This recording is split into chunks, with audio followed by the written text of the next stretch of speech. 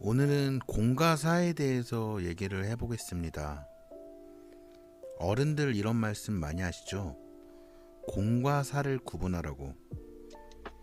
공적인 일에 사적인 감정을 섞지 말고 사적인 일에 굳이 공적인 일을 갖고 가서 스트레스 받을 필요 없다. 저는 이렇게 해석을 했어요. 각자 서로 조금씩 다르게 해석할 수도 있겠죠. 제가 이제 사회생활을 하다 보면 사회 경험이 많지 않고 그런 경험 부족으로 인해 대처를 잘 하지 못하는 친구들에게 항상 해주는 얘기예요. 공과 사를 구분 짓는 삶이 필요하다고. 왜 저는 꼰대같이 이런 얘기를 해줄까요? 그 친구들이 경험이 없어 잘못한 부분을 나무라는 느낌으로 할까요? 절대 아닙니다. 저도 이제 40 가까이 살면서 이게 정말 필요한, 그리고 생각해 볼 만한 이야기이기 때문에 해줍니다. 예를 들어 볼게요. 회사에 박 대리는 여자친구와 싸우고 기분이 매우 언짢습니다. 그런데 회사 일을 하려니 참 여자친구가 생각나고 짜증이 나고 화가 납니다. 그러다 김사원이 박 대리에게 업무적인 얘기를 하려고 다가가는데 박 대리는 그 분을 이기지 못해 김사원에게 화풀이를 합니다. 이게 잘하는 행동일까요? 오 과장은 회사에서 업무 때문에 스트레스를 많이 받습니다. 이제 퇴근 시간이 되고 퇴근길에 친구들과 만나 술 한잔을 합니다.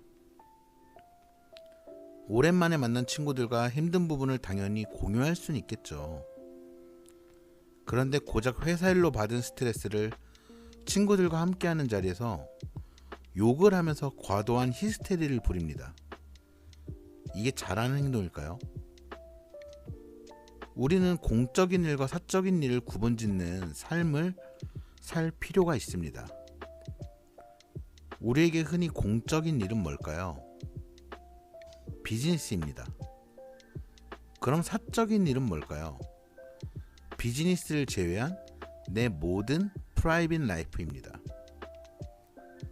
비즈니스는 내 프라이빗한 생활을 영위하기 위한 도구일 뿐입니다. 일을 해서 돈을 벌어야 여행도 가고 맛있는 것도 먹고 하고 싶은 걸 하잖아요.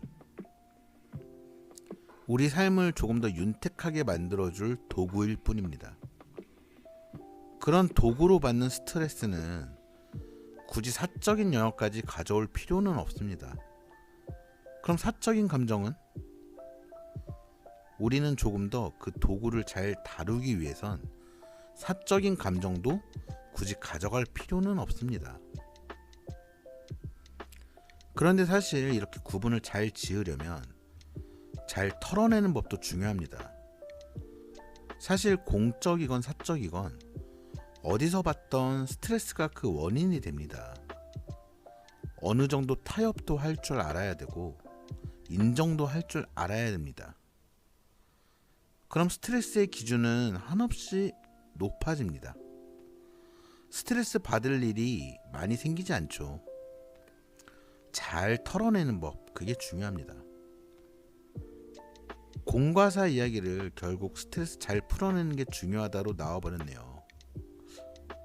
여러분, 어떤 공간, 어떤 영역에서도 본인을 잘 다스릴 줄 알아야 빛이 나고 주변에서 인기를 얻습니다.